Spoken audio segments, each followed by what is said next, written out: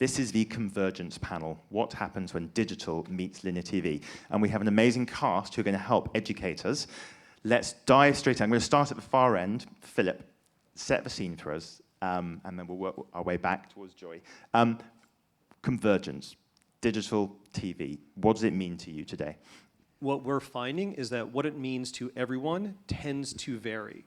And so for a lot of people, if you're talking to people that are in digital trading teams and you ask them, what is convergence? What are you trying to accomplish? They're like, I'm already converged. I'm using connected TV. I'm all set.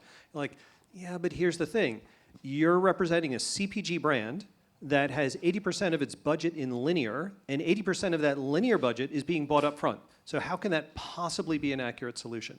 So from our perspective, convergence for most brands is about bringing together connected TV, yes, along with data-driven linear TV, along with digital video in its various forms, as well as with social video, and how you bring that together so it's simply one audience everywhere. And the good news is it's happening and happening pretty fast, I guess, would be your view. Yeah, from our perspective, the technology and the data is, I would say, ahead of the state of the industry from an operational perspective. A lot of what's already been discussed so far today. There is still a lot more development and innovation work to do. There's a lot more plumbing that is still to be built. But generally, I would say for most organizations, there are definitely some leaders in the space, and there are a lot of laggards in the space within kind of the agency ecosystem from our perspective.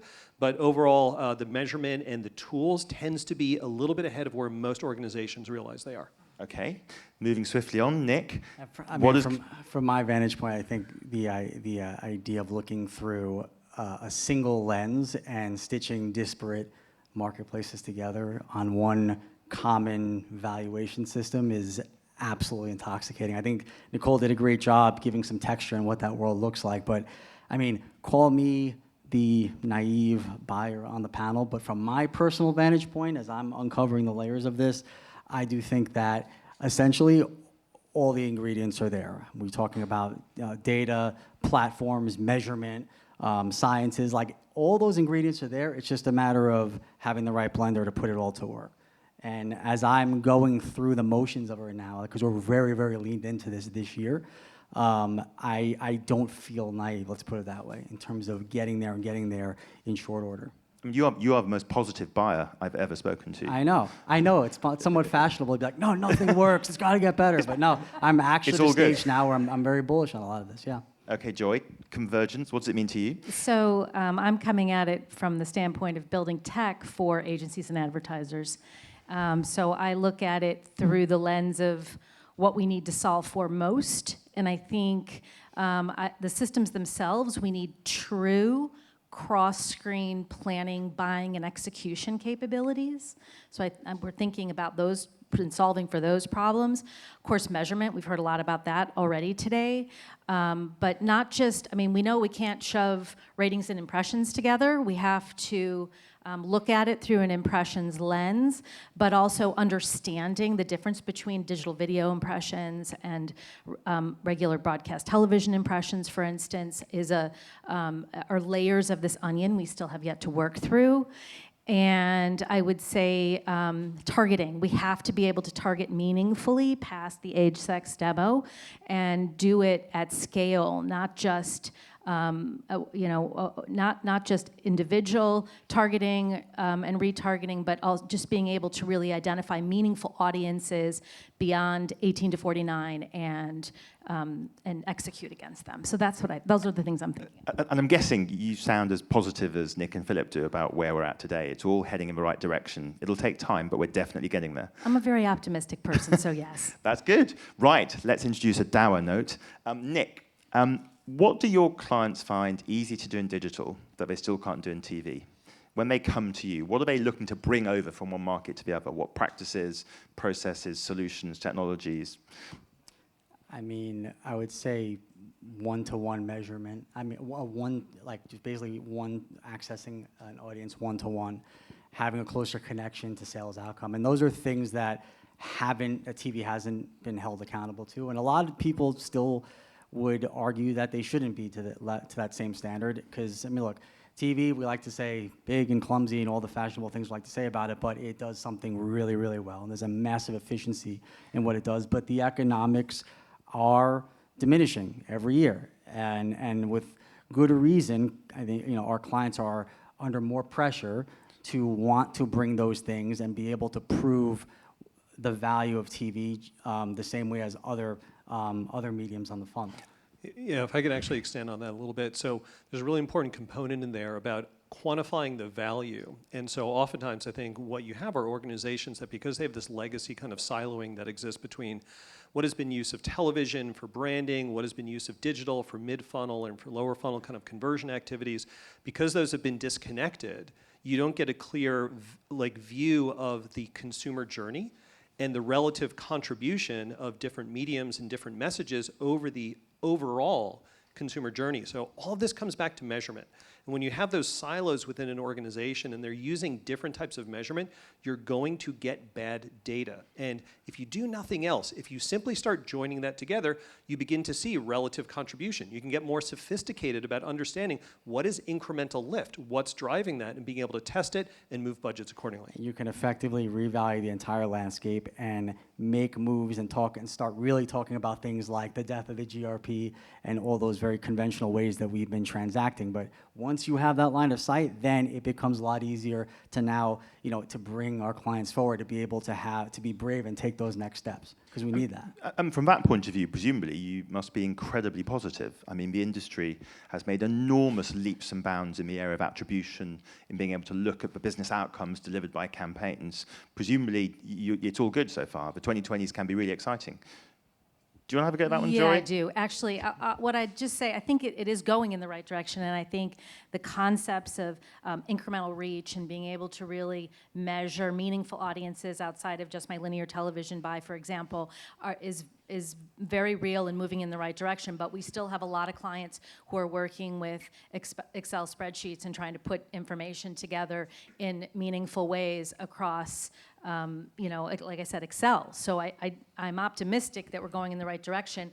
I'll tell you, FreeWheel's doing a lot of work in this space where we're providing capabilities to buyers. And really, to me, the trick is to flip the lever and make it at scale. And then I think we're cooking with gas. I think until we get to scale, we're just making incremental strides. Just briefly, one thing you said, Nick, I just wanted to pick up on. You said the economics are deteriorating. Just from your point of view, what do you mean by that? Every year we're paying more and we're getting less, and the relative advantage of TV and delivering immediate scale is still there, and that's why the TV upfront is still as robust as it is. But eventually, we'll come to a place where these things are going to have to come together, and the supply space is going to have to expand. So there are storm clouds gathering from your point of view. Mm-hmm. Okay, let's talk about linear. So Joy, what can we do to supercharge linear in the 2020s? What can companies like companies on this panel and others do to really make linear deliver on the things that Nick is talking about? Well, I mean, when I think about linear and digital together, which is where we all want to go. We want to go truly cross-screen. You can break it down into the bests and the worsts.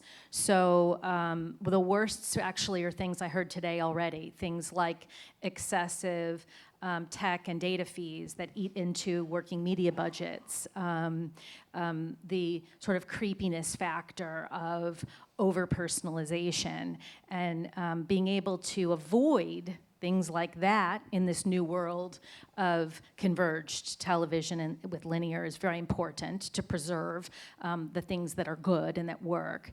And then focusing on the things that work really well in digital around automation, for example, really truly automating the entire buy-sell process is still elusive, and we're not all the way there. We've made a lot of, again, FreeWheel has made a lot of great strides there. Other companies have made a lot of great strides, but we are not operating in an automated world. So you're on a mission to wipe out Excel.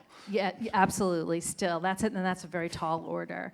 And then I would also say another best in the digital space is around using data for targeting, measurement, attribution, things like that, that digital does really well, that we still have a lot of opportunity to take advantage of in linear. Yeah, there's an interesting point, though, which is, I think, and I'm going to say this from the perspective of someone who has been in the role of the development of digital ad technology platforms since 1998.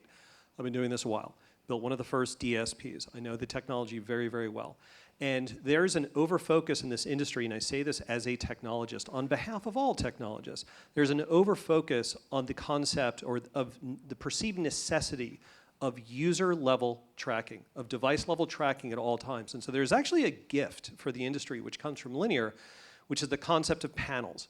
Because as we look, now let's intersect this with the trends in consumer privacy. If you look at a GDPR-based world that potentially moves from an opt-out to an opt-in, even if you can have a device graph, even if you can have the tracking, you may not be able to use it. And so I actually think, as you were asking some of the panels earlier about like, okay, what does the industry look like, several years out? One of the key changes is going to be a reassessment of what it means to measure and looking at converged measurement strategies, which are about the combination of both user level, device level, household level, yes, at the device, but also with panel-based measurement, traditional, linear, all-minute measurement, Grace Note, Inscape, the data sets that are coming from smart TVs. And so I think as an industry and as a technology-based kind of infrastructure for that industry, being comfortable that measurement does not always have to be at the user level, so long as it is statistically accurate, is going to make things a lot easier for everyone. I mean, the challenge in a sense for the industry is that for some time at least, we're going to be transacting via panel-based currencies and methodologies and measurement, while also trying to integrate some of the incredible data sets coming off the platforms we've been talking about. Yeah, and there's a lot of progress in that has already been made, a lot more to go. And one of the biggest issues, I think it was being mentioned by Dave earlier, is around standards and what is accepted as currency on both sides. Let's talk briefly about the dreaded P word, programmatic. Nick, do your clients want to be able to transact with TV in a way that replicates programmatic trading models, planning and buying, ad decisioning, and so on in the digital world? I'd say... Is that where they ultimately want to get to? Yes and no. I think that, we have to keep in mind that the premium video marketplace, there's a scarcity there. It's finite, so it's never going to work exactly all the way. I think when you're talking about big events, tentpole, sponsorship, content-driven campaigns, I think that that part of things is going to continue to operate in something that looks very similar to the way it operates today. But then I think after that, the long tail, which is essentially just getting longer, and there's so much more parity in terms of the value of one TV entity versus the other, or TV program versus another. I think that when you get to that, yes, there is definitely more need to be more automated and basically draw the benefits of that. Philip, I know you have some views on this one. Yeah, I think programmatic is a very loaded word because for some people, programmatic equals auction, right? And where did that come from in the industry? Well, programmatic evolved out of remnant display ads in the late 2000s, right? And so that was infinite supply. You could take data, you could take algorithms, you could plug it into this infinite supply, cherry pick the individual ad impressions you want. Television, premium television is not like that, and whether it moves to CTV, OTT, that's not going to change, right? Upfronts are not going away, nor should they go away. So programmatic as a set of tools for being able to send out RFPs, get proposals, go through negotiation, have some aspects of that automated, there's nothing but efficiency and gain to get from that, and you don't have to lose any of the strengths of what is naturally TV in the process. Absolutely, I think that's a tremendous point. Yeah, because at the end of the day, we want the best of both worlds. It's basically draw the benefits of getting into the markets early, accessing, and be able to still have the max degree of flexibility. So yes, much better said than I did. Programmatic, the definition of direct programmatic, or one of the former definitions of direct programmatic, is more about automation. And if we can automate some of the friction that exists in linear television, we're getting closer to the right part of digital, which is not biddable or truly programmatic in some of the scary ways, but in some of the more meaningful ways. I think the other interesting theme for me of debates I've been having over the last few months is this increasing focus on that long tail in the TV market, that if we're already selling our inventory at $50, $60, $70 CPMs, we're doing pretty well. It's the tail where we're selling at $2 or 50 cents that the scope for improvement. And that's where some of this, it seems to me, applies really strongly. Agree? Yes, with a caveat from, I think, the seller's perspective that if they have a very small concentrated buyer set into that inventory, that can be challenging to increase the monetization on. If they are more effective in using programmatic tools for accessing a longer tail of the buyers of the SME market, then I think there's a lot more ultimate efficiency that can be created within the media. Quick question, just to continue our theme of somber notes. What's still really hard on linear, Joy? What's difficult? I think there's still a lot of friction in the buying process and execution process that needs to be resolved.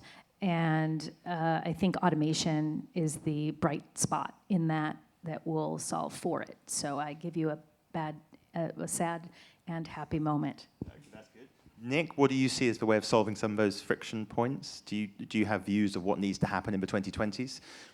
Yeah, I mean, look, I think you were cheerily optimistic beforehand. So no, I mean, there's a lot of noise and a lot of entities working on different things, and that's all good. Why? Because the more work streams you can have to achieve true innovation, like let's just find the light bulb. There's more people that can find the light bulb. That's great for all of us. But I think that there has to be an even greater collaboration between all the stakeholders, clients, agencies, sellers, tech companies, to make sure that how we're translating this into architecture is through the eyes of how a client will want to see it, which is scale and essentially just mass control and flexibility, and how do we get there and bring it together like that. TV is a team sport, I think. Philip, final word from you. What do we need to solve in the 2020s in your view? What should we be really focusing on? I think a big chunk of this actually is on the sell side. And the good news, as we've heard earlier, is that a lot of broadcasters are leaning into the idea of not only being able to utilize a brand's first-party data to define what is premium, right? So to be able to buy an audience, but to be able to sell that on a package basis where you can fluidly move the impressions across whatever is the devices and channels that are going to accomplish the objectives. And so I think there's a lot of progress being made in the industry. I'm very hopeful about that. I think the fact that the fear of the FANG companies with Facebook, Amazon, Netflix, and Google, that as you look forward, it's the broadcasters who are the content publishers who are bringing their content into more addressable formats that is actually going to dilute what is current concentrated strength of Google and Facebook in particular in digital. So overall, I think as long as there is good collaboration, and that is not a given, but if there's good collaboration, then I think there's a very good, valuable path ahead for both sides. And the good news is, it seems to me the industry is in a really good place if it cracks all this.